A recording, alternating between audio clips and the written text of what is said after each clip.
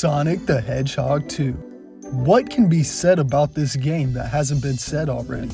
It's one of the best games of the 90s and one of the best platforming games of all time.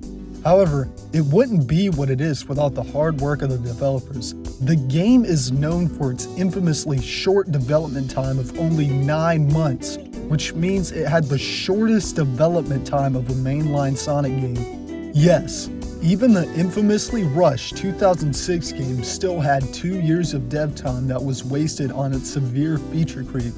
I honestly believe that the tight deadline that Sonic 2 faced made the game as great as it is, as it meant the project couldn't be able to suffer from a lack of focus and the developers wouldn't have had any time to implement any useless features.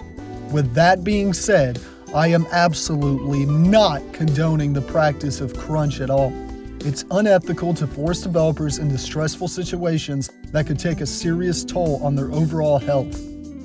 So the reason I'm making this video is because I want to talk about 2 things that I'll explain at the end, so keep watching. Or don't and skip to it so you'll have no idea what I'm talking about. Another reason that I'm making this video is because there really hasn't been a 100% complete chronicle of Sonic 2's development in video form, and we pretty much have 90% of the information that we need to know now, so I thought now would be a better time than ever to make this video, especially with the big news that came out in December 2023 thanks to the Video Game History Foundation. So, without further ado, let's get into it. The original Sonic the Hedgehog was released in June of 1991, which, by the way, did not release on June 23rd like Sega wants you to believe.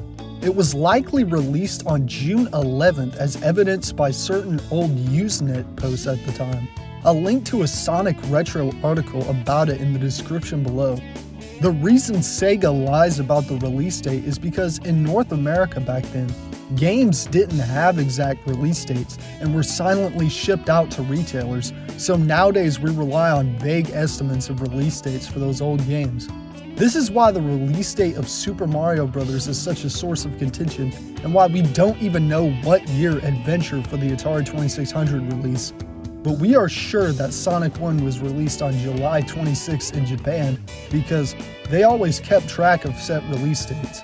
Bringing this back to Sonic 2, it's actually quite significant in all of video game history, as it was the first game to make a big deal of its release date on Sonic Tuesday, which led to games in North America having set release dates. But after Sonic 1 was released, Yuji Naka, the programmer who had significant input on that game, left Sega of Japan because he hated how he didn't get a good salary and creative freedom.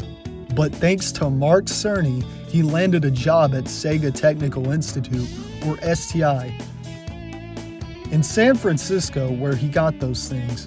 At the time, Hirokazu Yasuhara, the director of Sonic 1, was also set to work at STI after finishing work on Sonic 1.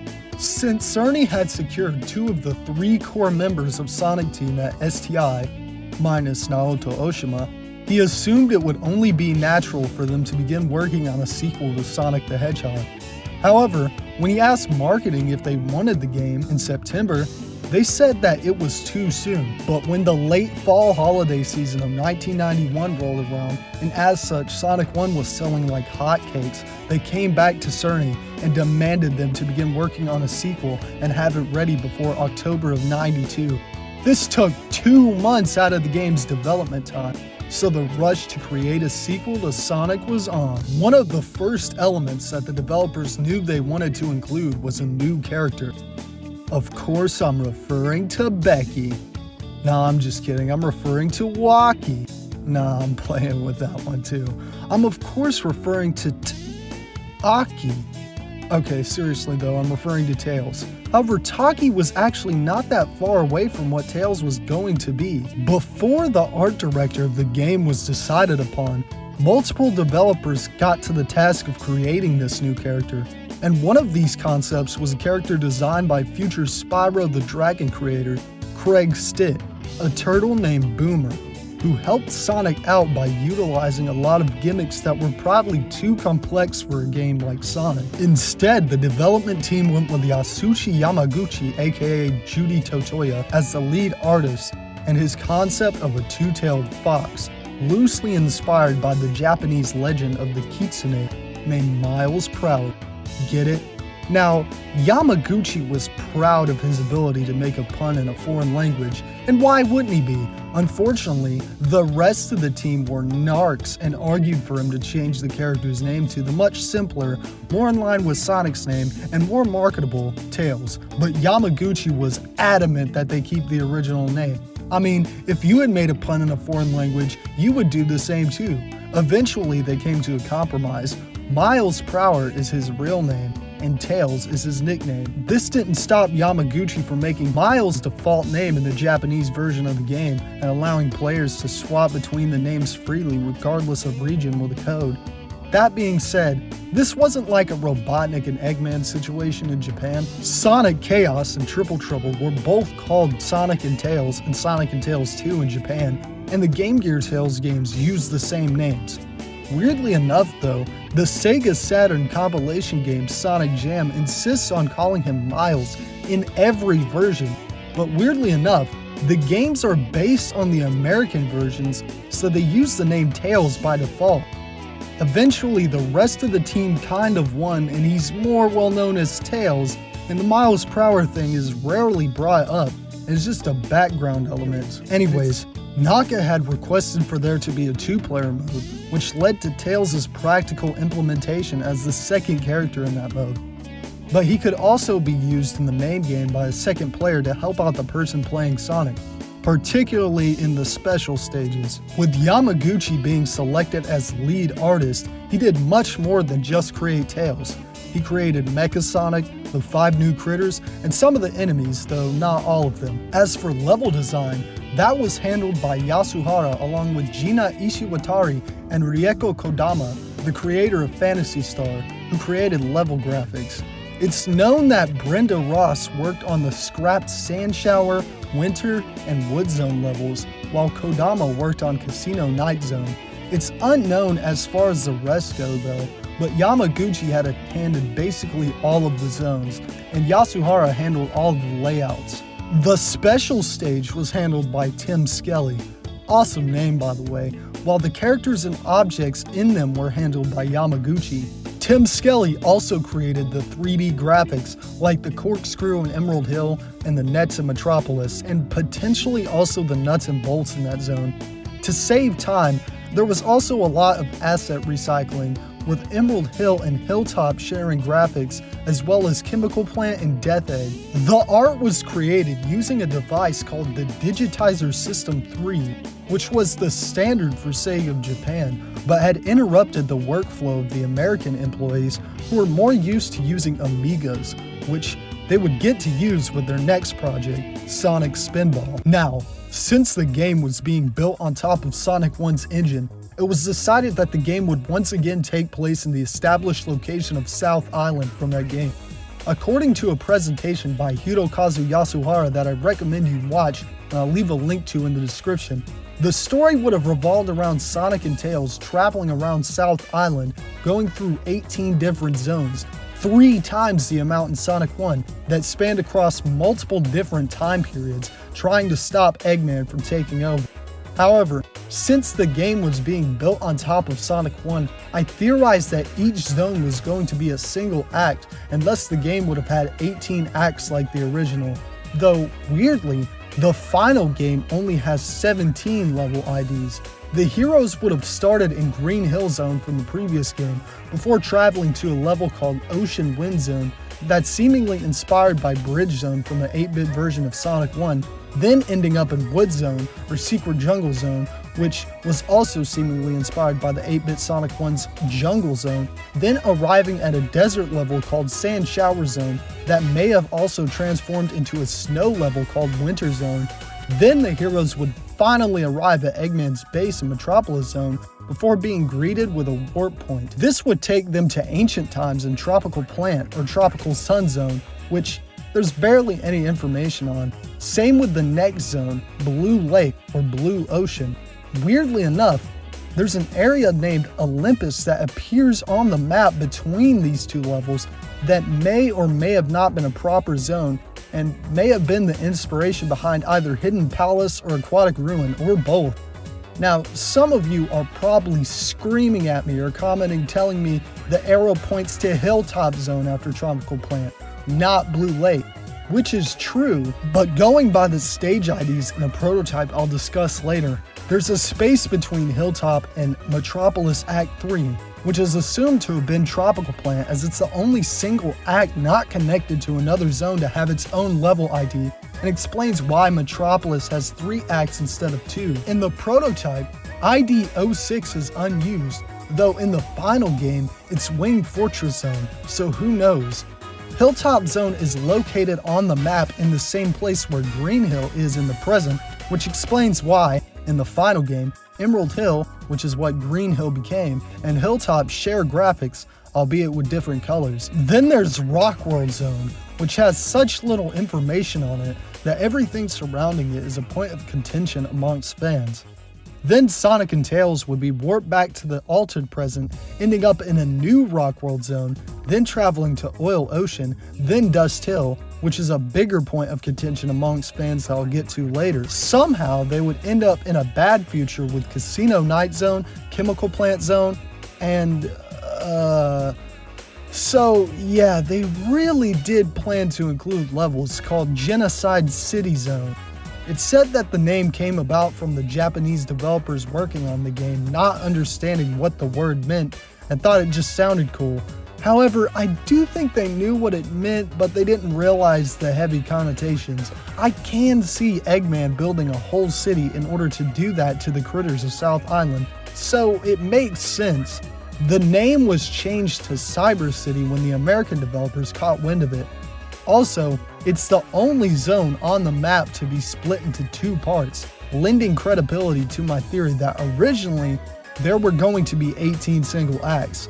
Some of the art that was created for this level was reused in the American side of STI's next project, which, as I said, was Sonic Spinball. Also, at some point, the island was going to be flooded, and Tropical Plant would be called Tropical Summer, and there was intended to be a destroyed version of the island. Honestly, I think at this point, a lot of the fans would love to see South Island destroyed. There's also yet another timeline that includes a medieval time period that directly contradicts the map art. It's likely that Aquatic Ruin, which was known as Neo Green Hill Zone, was part of this period. Other scrapped stages include Madness Mountain, which could be connected to the Rock World level, and could have been an early concept for Mystic Cave, and also could have been part of the medieval time. There's also Emerald Isle Zone, which probably became Aquatic Ruin as well. One thing they knew they wanted to include was a final battle in space, which is in the final game, but it was going to be an actual level similar to Death Egg Zone in Sonic & Knuckles. There's also the infamous Hidden Palace Zone, a name you'll absolutely need to remember going forward. It was originally meant to be some kind of a dojo thing that Sonic goes to after getting all 7 emeralds in order to train to become Super Sonic. It was worked on quite a bit, but they just couldn't get it finished in time, so it was removed in the last few weeks of development. This explains why Sonic just goes super in the final game without trouble, and it isn't really explained in future games. To give you an idea of how much work was done on Hidden Palace, it was added back in the 2013 remake and can be accessed by jumping into the infamous inescapable Spike Pit Mystic Cave. The name was reused in Sonic & Knuckles, and so was the concept, though this time with Hypersonic instead of Supersonic, since they missed their chance to tell that story. But then the developers at some point reeled back their ambitions and scrapped the time travel idea. Unfortunately, this led to artist Brenda Ross having all of her work removed from the final game, but it lives on thanks to the Video Game History Foundation releasing a VHS tape of her work in December of 2023, thanks to the help of Tom Payne. But for those who don't know the small details, here's the final plot they went with. Sonic finds an abandoned plane called the Tornado, makes it his own, and travels to Westside Island, where it's said that the 6 Chaos Emeralds went after Sonic 1, drawn to the mysterious 7th Emerald that resides there. This detail was part of the original story, and not a mistake that causes inconsistency between this game and Sonic 1 like some people believe. This game's events are supposed to be how the rest of the series' world, besides the residents of Westside Island and the later introduced Angel Island, learn of the 7th Chaos Emerald, just like how they were seemingly unknown outside of the islands before Sonic 1. Until Sonic Adventure 2 seemingly retconned that, making it so the rest of the world outside of the 3 islands always knew about the 7 Chaos Emeralds.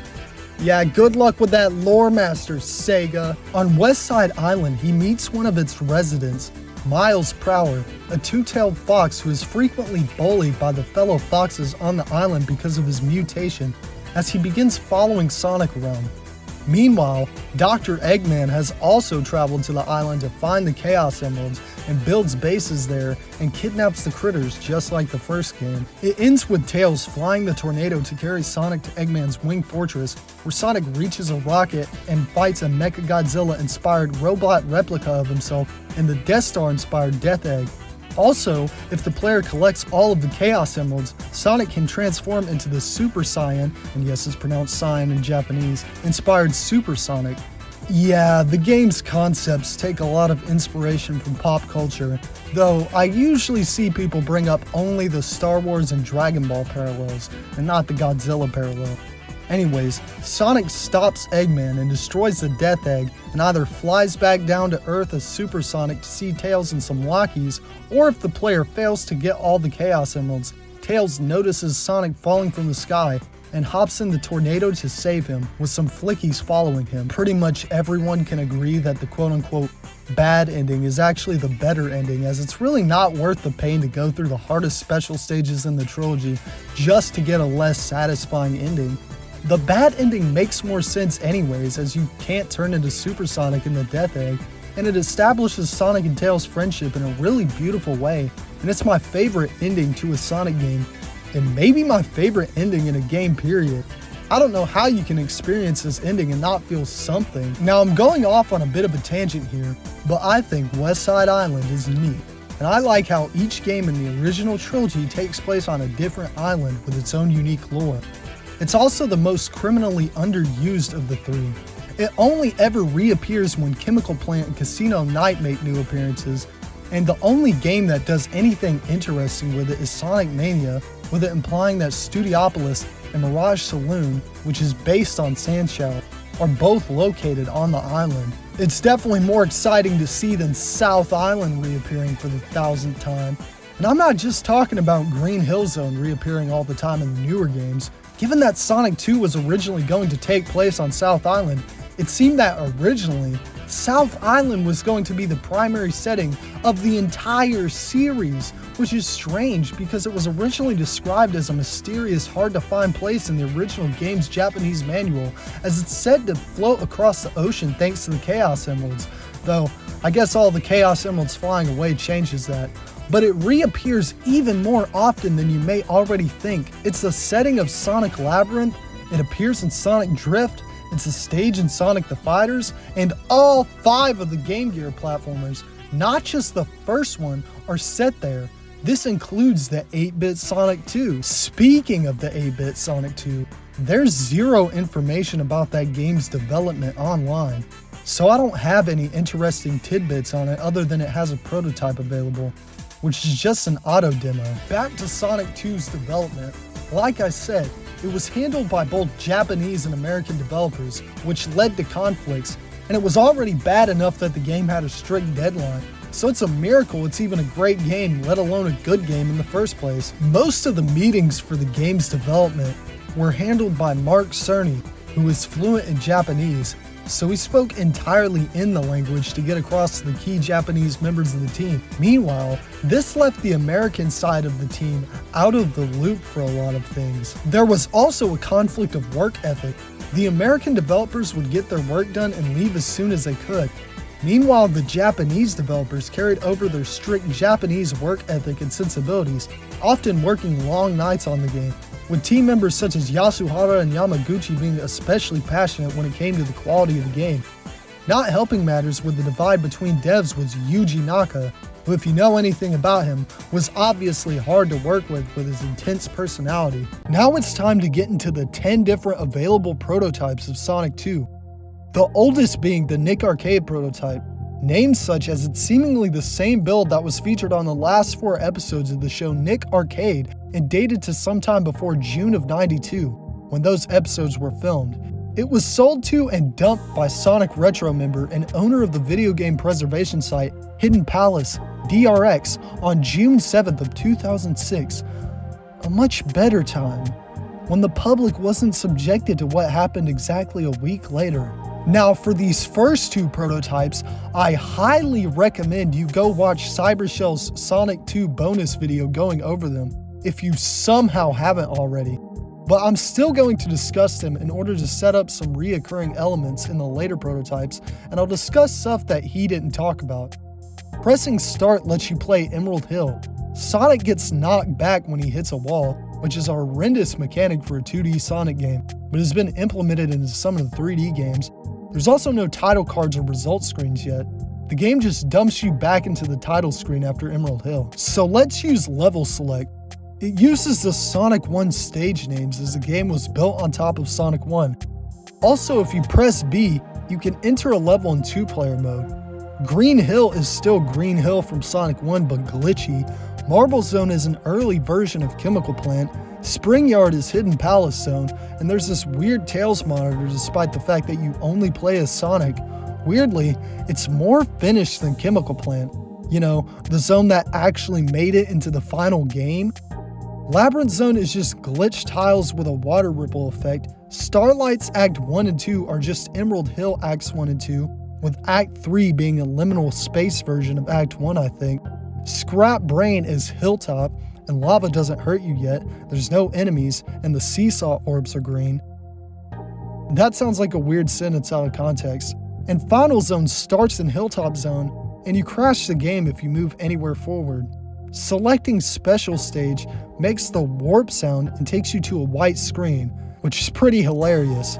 Now for other things I haven't mentioned. Tails is here, and if he gets hit, you lose rings, and I thought that wall thing was bad. And the invincibility is invisible and lasts till the end of the act. The demos are of Chemical Plant, Emerald Hill, Hidden Palace, and Hilltop in that order, so all of the original levels. These demo inputs will be used for every prototype going forward, even with the different levels, as they weren't replaced until the final game. Next, we're going to look at the Simon Y prototype. Once again, I'll keep it brief as you may have seen or should watch the Sonic 2 bonus video. It's dated to August of 1992. It was stolen from a New York toy fair and found its way to a Chinese GeoCities page, which is how someone named Simon Y found it in 1998 and leaked it to the rest of the internet, hence the name. This prototype is one of the most important for all of gaming as it pretty much kickstarted the interest in video game prototypes as a whole. The level order is weird. It goes Aquatic Ruin, then Chemical Plant, then Hilltop, then Emerald Hill as the last level. There's still no title cards or result screens yet. The HUD is finalized though. Thankfully, the crap wall mechanic was removed at this point, but Tails still loses rings for you. Why did they think this was a good idea for so long? When we load Level Select up, we can see that they've actually changed it from Sonic 1's. The acts are also in 0s and 1s. Also, you can load the levels in 2-player the same way you can in the Nick Arcade version, but levels with water are extremely glitchy. Emerald Hill Zone is pretty much the same as the Nick Arcade version, except it's more annoying thanks to Tails bringing his financial problems into this situation. Next is Wood Zone, which is extremely incomplete and unbeatable. Like I said, this stage was designed by Brenda Ross, and as shown in the VHS footage, there was more of it that was worked on that wasn't put in the game. Metropolis Zone is next. It had already been decided that the stage should have 3 acts at this point in development, though once again, they're referred to as Act 0 through 2. The last act ends on this platform that just floats forward for a while before killing you. For some weird reason, it reminds me of that infamous Lion King ROM hack where you ride on the... yeah. Hidden Palace is pretty much the same as it was in the Nick Arcade build. Oil Ocean is similar to the final, but doesn't have any enemies, and it has these weird small checkered balls like the ones found in Sonic 1's prototype. My theory as to why these kept appearing was to test the physics, and none of them were meant to appear in the final game, but who knows. Next is Dust Hill Zone. Wait, this isn't a dusty hill, it's Mystic Cave. The layout seems like it's just used for testing purposes, and there are once again no enemies. Act 1 has nothing but a vague layout. Both acts have an end screen, but no signpost or boss. This is why the name Dust Hill is controversial. Originally, people assumed a screenshot of Sand Shower to be Dust Hill, but the developers had said that it's Sand Shower. Then this prototype would lead people to believe that Dust Hill was an early name for Mystic Cave, but the developers have also nixed that. Yamaguchi, Ross, and Yasuhara have all said that Dust Hill was an alternate name for Sand Shower, but here it's being used for Mystic Cave, and it's used in a later prototype dated 2 months before the game's final release in the zone's actual title card. So why would 3 different people misremember that on both sides of the development team? Plus, it's not in the same place as Sand Shower on the maps, but at the same time, it's likely that Rock World evolved into Mystic Cave, but Rock World also isn't on the same side of the map as Dust Hill. And obviously, Mystic Cave's theme doesn't match the name. Then why is the name in the game? Given that, we still know nothing about Dust Hill. No concept art, no graphics, just its name appearing on the concept map in these prototypes. Seriously, what is Dust Hill? Anyways, Casino Night looks quite different. Then there's Chemical Plant. Then, oh yeah, let's check this out. And yes, the name was implemented in the prototype somehow. As you should know, both acts are just glitchy backgrounds that make you fall to your death. Then there's Neo Green Hill and a glitchy death egg. The special stage doesn't even let you attempt to enter, but its music is here. Speaking of music, this is going to be a pain to edit, but let's talk about the music because I'm not lazy. But I am lazy because I'm not going to play all the songs because not all of the differences are interesting. Oil Ocean uses Casino Night's 2-player music from the final game, but slower.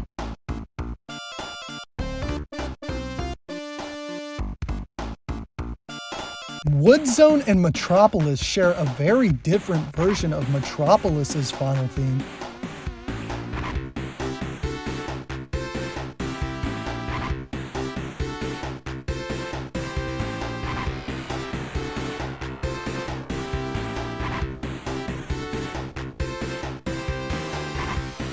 Casino Night also sounds drunk.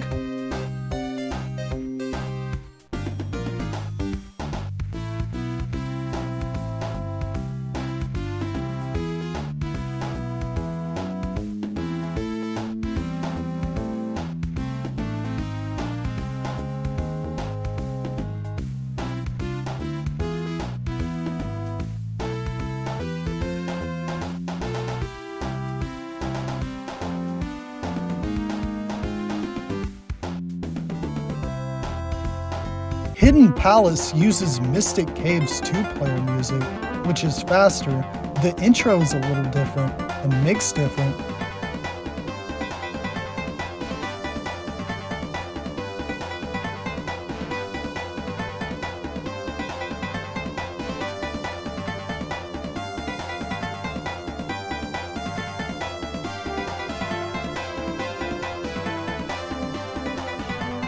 Aquatic Ruin has heavier bass and is lacking a backing part in the left channel.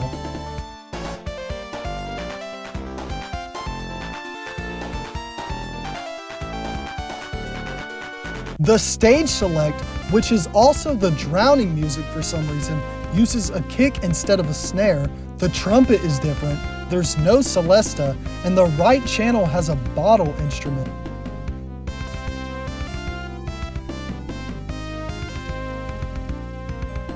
The boss theme is extremely incomplete.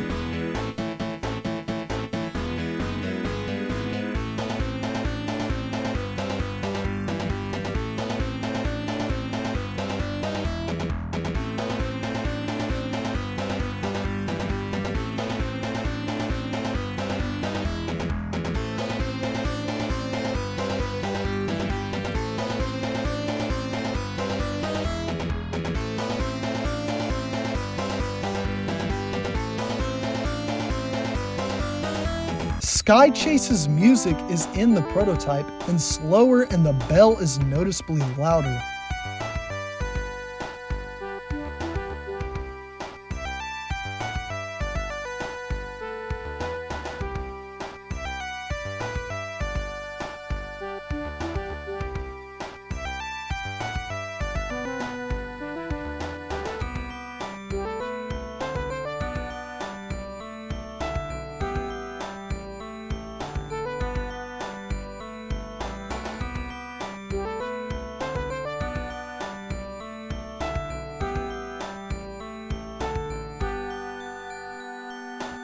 Oil Ocean's music, which, like I said, isn't used in Oil Ocean, is slower and has some different instrumentation.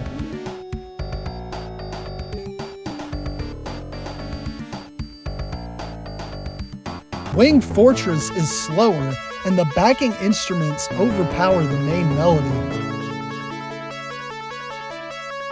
Death Egg is,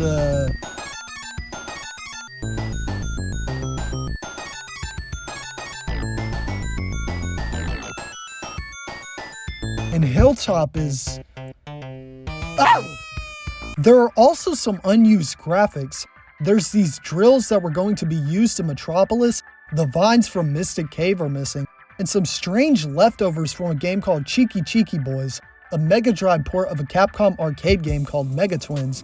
This probably resulted from the process of compiling and burning ROMs onto EEPROM chips. The question mark monitor in debug mode activates Supersonic's palette, but not his abilities. There's also some data for an unused Metropolis Act 2, or Act 3 in the final game, demo. As I mentioned, the demos are exactly the same as the Nick Arcade prototype, and I mean exactly the same. Not even changed despite the level layouts changing. The Invincibility also uses different graphics from the final. That's all I have to say about the Nick Arcade and Simon Y prototypes, but there are still 8 more prototypes to get through. Thankfully, there's not as much to say about them, which explains why most people only talk about the first 2. There's the August 21st build, which further expands upon the Simon Y build, being made a couple of days later. It was done by DRX on November 10, 2019 as part of Hidden Palace's Sonic Month.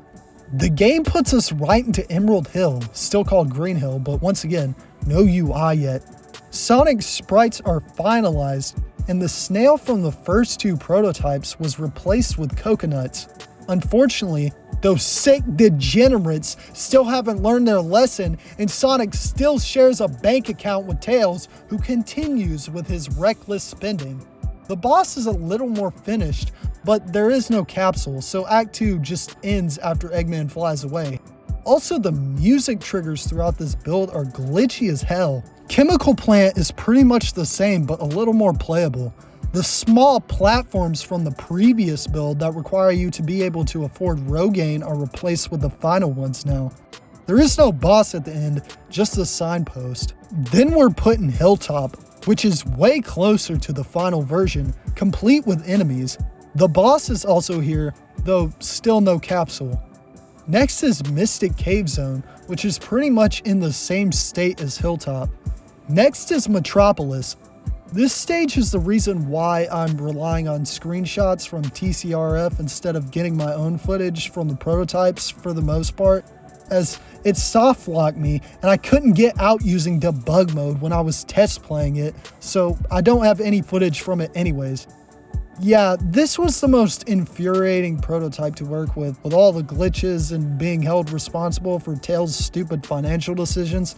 The boss is in here though, and so is the entire Unholy Trinity, though the slicers use a different palette. And the lava hurts you now. The next stage would be Aquatic Ruin, which would be hilariously easy after Metropolis. As for other things, the boss explosions have been implemented. Oil Ocean has the boss laser sprites, though they share Sonic's palette. The cards are animated in Casino Night Zone, which, as you can tell, still uses its older design. There's also an unused Metropolis object, an unglitched version of the Chemical Plant and Death Egg doors, and an unused door in Aquatic Ruin. Next is the September 14th prototype, also released by DRX on November 9, 2019. The first thing to take note of is the Sega logo appears as it does in the final game, but the title screen is still the same one with the ugly tails, albeit now it has a dedicated 2-player option now. The most interesting things are the cool completely black title card, and we're 2 months away from the final release, and Emerald Hill is still called Green Hill. Tails' AI is also much better, and we've finally gotten rid of another carcinogen by forcing Tails to forward all his income to Sonic. The spike bug is still present though, as I ended up finding out the hard way. There's still no results screen. Next is Chemical Plant, which is basically the same as the final game, except the spiny enemy uses the wrong palette, and the boss's platforms are completely gone, which, to be honest, I kinda like more. It removes some stress, but the ending has a Kaizo trap. None of the bosses have a capsule. Next is Neo Green Hill Zone, or Aquatic Ruin. The badniks are the wrong color underwater, but everything else is close enough to the final. Casino Night Zone finally looks like its final self, but Sonic is going to get hit with some serious income tax after this stage. The slots only give the players points though. Crawl still isn't in the stage, but it's in the files. The boss goes down in 2 hits, so this stage is easier than hating Sonic if you never grew up with it. Hilltop is the same, but you can spin in the tunnels now. Mystic Cave is still called Dust Hill at this point, despite the developers insisting that it wasn't the original name for the stage. Oil Ocean Zone still uses Casino Night's 2-player music, but it's more complete with enemies and the stage got neutered. Sliding on the oil also plays the electricity sound effect for some reason. The boss attacks are also much slower, which is extremely annoying. Metropolis Act 3 is in the game, but if you beat Act 2, you're sent directly to Sky Chase. Meanwhile, if you beat Act 3 via level select, it sends you to Neo Green Hill Zone. Not Green Hill Zone, Neo Green Hill Zone. Sky Chase uses the Wing Fortress theme, which is way more fitting. The Wing Fortress fan can also hurt Sonic. Unfortunately, the stage is unbeatable, and we're just stuck at the end of the screen. Tails, this must be one of Robotnik's diabolical traps. So, let's use level select. Weirdly enough, you can still press B to select a 2-player version of the stage, despite there now being a dedicated 2-player option in the title screen. Now, as you might have guessed by now, the final level order has been decided upon, with the only difference being the names, but this level select still uses the weird order based on the previous prototypes, but with Wood Zone removed. Let's move on to where we left off. Wing Fortress is called Sky Fortress in this build. The opening has only 1 laser and no sound effects. Part of the background doesn't scroll. The cluckers don't appear, but just like the grounders in the Simon Y prototype, they already have places set up for them to appear. I guess Scratch and Grounder have more than one thing in common. You're not closed into the inside portion. The boss doesn't exist yet, but the concept was probably finished, as they just used 2 turrets as a placeholder. The final cutscene is very unfinished. Eggman just chills in his rocket and you get a really good view of his weird looking side view that you don't really see in the final game. When you hop on the tornado, the player's control isn't taken away, and eventually we see another placeholder rocket, but it's also just floating there, and Sonic can't latch onto it, so this is yet another unbeatable stage. Death Egg uses the Wing Fortress theme. What, are these supposed to be the 3 acts of Wing Fortress? The title card is glitched out once the stage appears. The fight with Mecha Sonic is fairly normal, though it has no sounds and a slightly different attack pattern. The Death Egg robot also just walks for a bit, then freezes forever, and it doesn't have a hitbox. This means you can't trigger the ending, which doesn't exist yet. That being said, we're not done. Despite Wood Zone being cut, Hidden Palace still appears on the level select. Unfortunately, they had already made the choice to remove it, so selecting it glitches the game out. Wood Zone also appears in the files, but it's glitched out and most of the data had been removed. A special stage appears, though it's only selectable via level select because there's still no checkpoints yet. The stage takes forever to load. It uses a palette not used in the final game.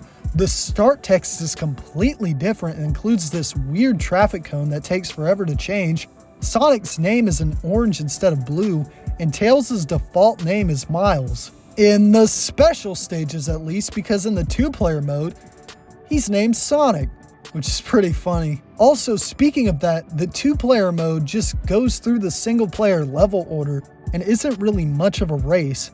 It seems at this point, they still haven't decided on using only 3 levels in that mode.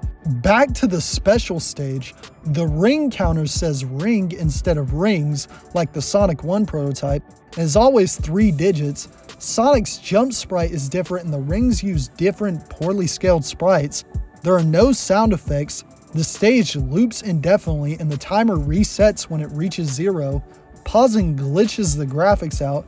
You can only be on the bottom half of the pipe, and the controls are more slippery and it feels like Sonic and Tails are supposed to be riding skateboards. Also, some glorious psycho found out that collecting 1,000 rings as either character causes the game to crash. Thank you for that discovery. As for everything else, Super Sonic is complete, but it doesn't drain rings. The 10-minute time limit was finally added. Checkpoints and invincibility still use their old art, and Crawl uses an updated version of its old sprite despite still not being in the game yet. Now this one is interesting. This is the earliest Sonic prototype to be leaked. It was leaked by a group called Censor on November 9th, 1992, before even the final game's release, making it the earliest Sonic prototype ever to be leaked. That being said, it was ignored at the time due to another group called Magical leaking the final game around the same time, and back then people didn't care about pre-release builds. On Valentine's Day of 2019, it was rediscovered by DRX and Evil Ham Wizard and subsequently released by Hidden Palace. This is probably what kickstarted their search for the other prototypes. That being said, the backstory is more interesting than the actual prototype. It's pretty much the same as the September 14th build, except for there are finalized title cards and results screens now. There are capsules now.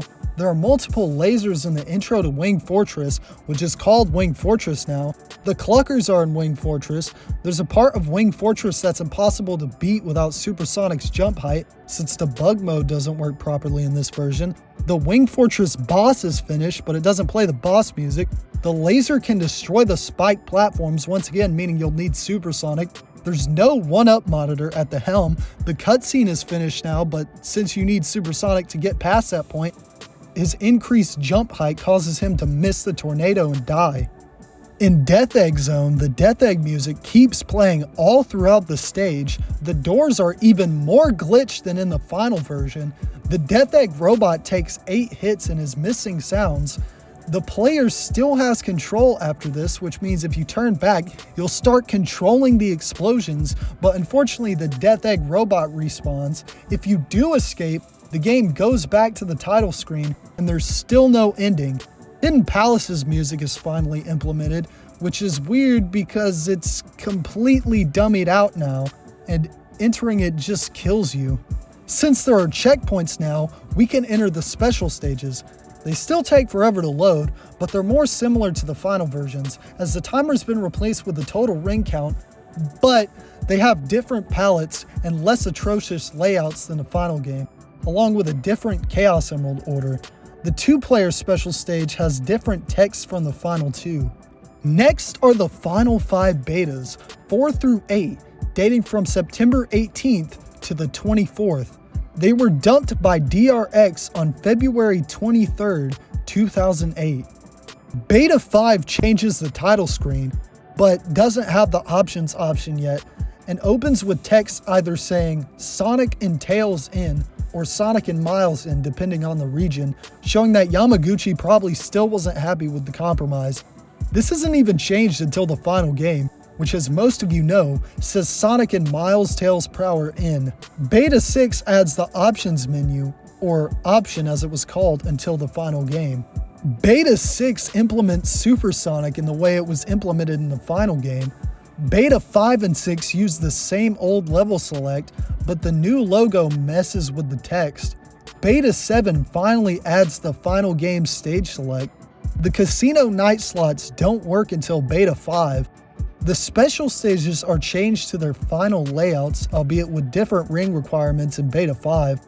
And the 6th one wasn't changed until the final game. The special stages being put in the game only 2 weeks before the final build was made probably explains why they're the most poorly designed part of the game and the worst special stages in the classic trilogy, because there was barely any planning before the final layouts were decided upon. This explains why the layouts don't accommodate for the controls very well, and why Tails is still a hindrance like he was in the main game and earlier prototypes, though maybe it was done on purpose to encourage people to play with a friend. The ending was added in Beta 5, but it's rough and Sonic doesn't do his pose. In Beta 6 it's fixed, but the pose is broken and there's a small Sonic sprite in the corner. Beta 8's ending actually became more glitched, which is pretty scary to think about. What if the final game's ending looked like that because they didn't have time to fix it? That being said, Beta 8 finally adds an ending for Tails that's more polished than Sonic's, though the sprite of his tails are missing. Beta 6 adds the credits, and they're changed until being finalized in Beta 8. It also had the segmented line. The logo at the end wasn't added until the final version. Invincibility was finally changed for whatever reason in Beta 8. This seems pretty pointless, as I don't know why they did it, especially with what little time they had left. They could have allowed players to control Tails' flight during that time. Yeah, I know it wouldn't work in the 2-player mode, but at least they could have added it to the single-player game. He does it, so why can't players do it? One thing I wanted to put in the script that I forgot to was that they changed Green Hill to Emerald Hill, which isn't that crazy. Everybody knows that, but I just wanted to point out how genius the name Emerald Hill is, because you can get all the emeralds in Emerald Hill. There's enough rings and checkpoints for you to go to all the special stages, get all the emeralds, and become Super Sonic, which I think is pretty cool. So I just think the name's kind of genius. It's kind of neat. We're done with all the prototypes. Wow, that was a crazy 4-month span we went over. But we're not done yet. To make the deadline, Sega of Japan sent 13 Japanese team members to San Francisco to help polish the game. Too bad they changed the invincibility for no reason. Let's talk about the music now. Once again, it was composed by J-pop band Dreams Come True member Masato Nakamura, who had created the soundtrack to the first game. It seemed like this was going to be a tradition for mainline Sonic games moving forward, but sadly, Nakamura had turned down a chance to work on another Sonic game due to demanding more pay. Though, despite this, his relationship with Sega always remained very amicable. His work on the soundtrack was solely influenced by concept art of the stages. This explains why some of the music feels off. Basically, Aquatic Ruins music has a mild western theme to it, using the melody from the Good, the Bad, and the Uglies theme that was likely intended for Sand Shower or whatever the hell Dust Hill was. Oil Ocean also has a very Arabian-inspired sound to it, typical of a sand level. Sky Chase has a very common stock Christmas melody that would fit with Winter Zone, and the 2-player themes were seemingly intended for scrap zones, which may explain why the 2-player mode is so underbaked, as it was probably built around the music, though we only know that Casino Night Zone's 2-player theme was intended for Oil Ocean. Also, because it was scrapped so late, the Hidden Palace theme is still in the final game's sound test. Collision Chaos Radio has a great video about this that I'll link to in the description. Keep this stuff in mind because it'll come back later. Anyways, Nakamura decided to give the dev team a present to commend them after the release of the game. This was the Dreams Come True track, Sweet Sweet Sweet, which was based off of the Sonic 2 ending theme. Naka has stated that he was very moved by this gesture. The Sonic 2 ending theme is an incredible piece of work, as it really brings out the emotion of the scene and really makes it. Sweet Sweet Sweet is also a great track as well. But, unfortunately, in 2006, Dreams Come True and R&B singer Akon decided to team up and remake the song as the credits theme for Sonic's story in Sonic 06. Now, this isn't Akon's fault, or Dreams Come True's fault, or even the catastrophe it's attached to's fault, but it's a horrendous song, and it's due to the direction that it chose to go. Instead of being an emotional ballad, it's a contemporary R&B track of the time, which does not mesh well with the original songs at all. Never mind its connotations that relate it to the ungodly romance plot of that game. But the original track is great, and this game probably has my third favorite Sonic soundtrack, below Sonic R and my favorite Sonic CD's Japanese and European soundtrack. Also, there's that nightclub scene song that went viral a few years ago. This was composed by Sega of America audio director David Javalosa. I'm sorry if I butchered that name. It was assumed to be a scrapped song from Sonic 2, or even part of a US replacement soundtrack like with Sonic CD. Javalosa, however, has said this is not the case back in December of 2023. And December of 2023 and November of 2019 were pretty important times for new Sonic 2 stuff, huh? Besides, making a new soundtrack for Sonic 2 doesn't have practical reasons.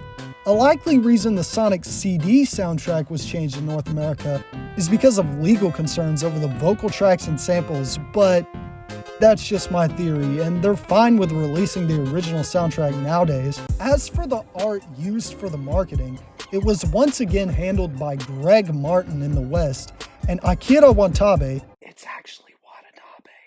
I'm an idiot. Ignore whenever I say Watanabe. In Japan. The box art for the American version prominently features the number 2 with Greg Martin's version of Sonic and a much milder redesign of Tails standing in front of it. Meanwhile, Dr. Robotnik is holding on to the 2 and is depicted with no eyes and a full beard, a style that would inform his look in the Western media. This cover was also used for the European release, unlike the last game, which used a cover that took more inspiration from the Japanese version. Meanwhile, the Japanese version features Akira Watanabe's distinct art style with the smooth painting and colors and shapes inspired by the Memphis design style, but done in a uniquely Sonic way. The game also makes sure you know the title, plastering it everywhere on the box, and the name Tails is used on the cover despite him being named Miles by default in-game. As usual, the Japanese manual is goated, while the American one is lame.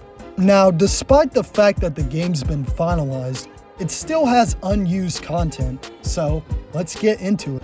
There's a sprite in which Sonic is seen holding on to something. It looks like a part of the Wing Fortress cutscene, but it's vertical. Then there's a black and white death sprite, also unused from Sonic 1. Then there's the infamous balancing sprite that Cybershell made a whole video about that I recommend. The sprite is used in the final game, but you'll never be able to see it as it's accidentally used for only 1 frame. It also doesn't appear in the 2013 Christian Whitehead remake of the game, or its re-release in Sonic Origins. The sprite was extremely obscure before Cybershell's video. There's also a sprite where Eggman dumps the nasty water on his head in the chemical plant boss. There's a full ROM hack that just implements this into the game. It's also one of the only times we get to see Eggman's eyes in an actual game. There's also an unused sprite of him laughing through his little window in Death Egg that's supposed to play when Sonic gets hurt by Mecha Sonic. But since you can't get hurt because there's no rings, it doesn't play, and it's not programmed to play when Sonic dies. It does, however, work in Sonic Jam's Easy Mode, which has rings, and in 3D Sonic 2 for the 3DS and the Sega Ages version for the Switch, as those have a mode in which you can keep rings between levels. Parts of the debug mode font go unused as the only letters that can appear are A through F. There's these unused decorative objects for Chemical Plant, the aquatic ruin zone door I mentioned way back, a weird platform of rings that you can place in Mystic Cave by using debug mode, a horizontal pressure stopper, ball launcher, and a holder for the ball launcher in Oil Ocean, a sprite of Aqua spitting up oil, an unused frame of the Valkyrie enemy from Sky Chase, a laser that comes out of the rotating platforms in Wing Fortress, and a destructible pole in Wing Fortress. Picky's graphics are in the game, but they're located in Death Egg, so they don't show up. there's a walking animation for Taki, who only appears in Sky Chase Zone. Yeah, that's right. Instead of including something that makes sense, like, I don't know, flying birds like Locky or Flicky, they decided to use Cucky, the bird with the worst flying capability, and a poor turtle that falls to its doom. Eggman's so evil! I'm shocked there wasn't a Sonic short made about that. The Master Emerald looking thing from Hidden Palace isn't in the final game, but the code for it is. Same with the waterfall. Hidden Palace also has a level select icon that remains in the game despite the level being dummied out. Now, at first that seems to make sense, but then you realize the final level select that uses these icons was implemented in Beta 7, when Hidden Palace was removed in Beta 2, the September 14th prototype. So why'd they even bother including it? There's also an unused results screen for the last 3 zones that says zone instead of act, but they just transition right into cutscenes, so they're never used. There's also some unused leftover sounds from Sonic 1 that aren't too terribly interesting. This still isn't all though, as in 2019, Tom Payne started preserving some of his old floppy disks, creating the Tom Payne archives, which have been super useful in giving us information about Sonic 2's development. There's so much art of the badniks that it would get repetitive for me to talk about each of them.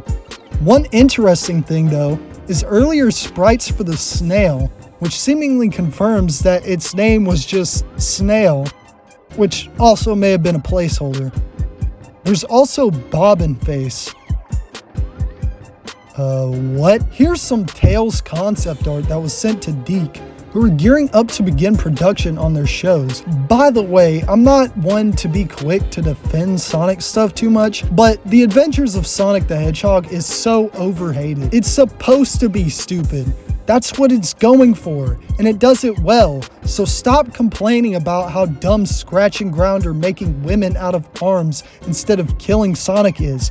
That's the point. But speaking of Tails art, there's been this piece of art floating around that depicts Tails and Sonic yawning, and Tails has blue shoes. This has led to the piece of misinformation that his shoes were originally blue. This isn't true, as Yamaguchi said on Twitter that while he drew the image, he doesn't know who colored it, and his shoes were always red. I also can't find where the picture originally came from or the original version. This theory is also proven wrong by some of his design subtleties, like him having oversized gloves and socks in an attempt to copy Sonic, which is why he has those gray braces on him, a detail that I think only artists notice, which also means that his shoes have to be red because he's copying Sonic. That kind of makes the flashback scenes in Sonic Adventure and Sonic Origins look kind of awkward. By the way, the Sonic Adventure version is a million times better, but I get that the Origins version needs to have a different pace and feel. While I get the whole color theory thing, red shoes makes more sense for the character. And we kind of got that with Ray now, having blue shoes like in the comics. There's also art by Payne of Sonic about to commit exit server with the name Sonic the Sludgehog, which reminds me of that art by Hisashi Eguchi made during the development of Sonic CD of Sonic smoking, which in turn reminds me of that SpongeBob art. You know what I'm talking about. It only sings for you, Squidward. Then there's art for a more grounded looking special stage before they decided to keep the dreamlike theme going. Also, another interesting thing about this game is its director, Masaharu Yoshi, who you may have noticed I have never brought up once. The reason why is I have no clue about the extent of his involvement in the game. I mean, if I didn't know he was the director, but still conducted the rest of my research, I would have just assumed that Mark Cerny, Yuji Naka, or Hirokazu Yasuhara was director. I mean, Yasuhara was director for the other 2 games in the trilogy. All I could find on Yoshi was that he was a director at STI during Sonic 2's development. That being said, he seems like an interesting guy, as he was one of the first 10 people to join a newly reformed Sega all the way back in April of 1970.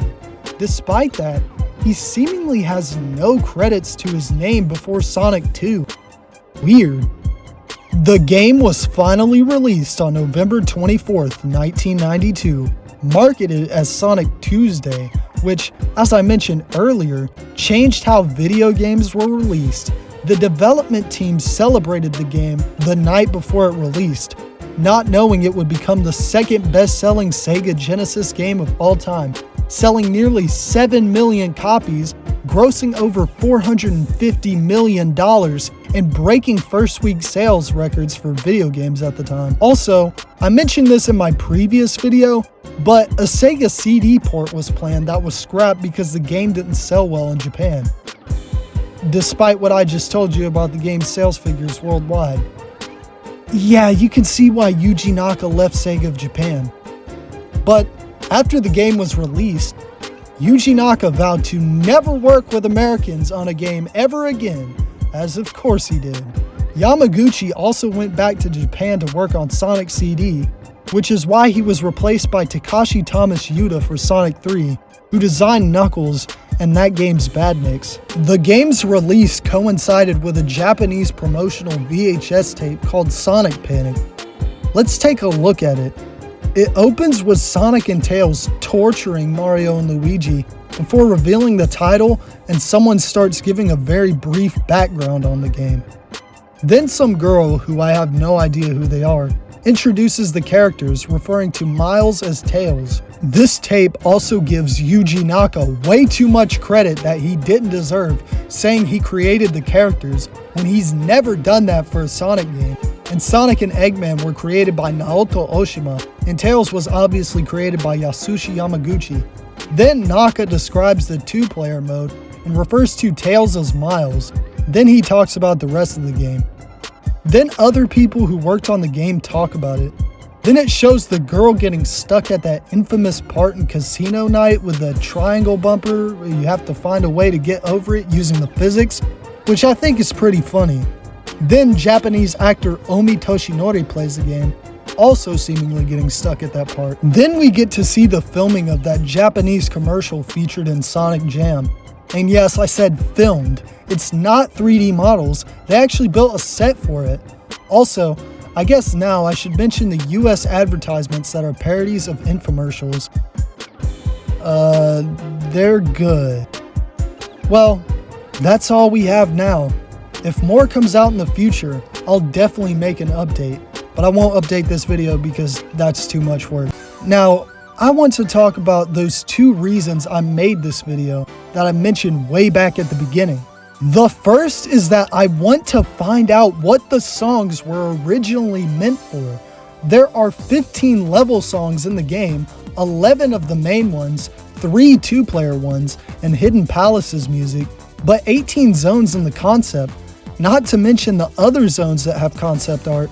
I hope this video can increase the chance of someone interviewing Nakamura about the soundtrack to see if he could possibly remember what the songs were originally meant for.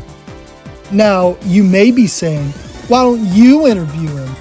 I'm a small YouTuber. You think I could just ask Masato Nakamura that? If that was the case, I wouldn't even be wondering about this by now. The second is that I want to voice support for Sonic 2 Archives, a ROM hack that began development at the tail end of 2022 that attempts to put every feature that was removed from the game back in. I'm not exactly sure how they're gonna do it, but it's really cool. One suggestion I'd make is allowing for a high level of customizability like Sonic 3 Air, allowing anyone to create their preferred Sonic 2 beta experience.